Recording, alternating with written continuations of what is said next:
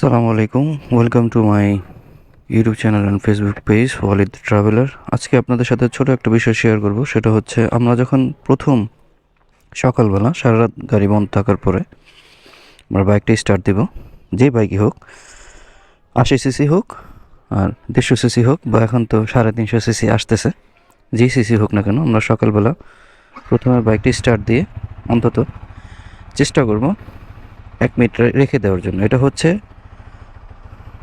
এটাকে বলা হচ্ছে কোল্ড স্টার্ট। আমরা যখন সারা রাত বাইকটা রেখে দেই তখন ইঞ্জিন অয়েল যেটাকে বলে, বা অনেকে সহজ ভাষায় মোবিল বলে, এখনও বলে থাকে, তো এই ইঞ্জিন অয়েলটা ইঞ্জিনের একবার নিচে এসে জমে যায়।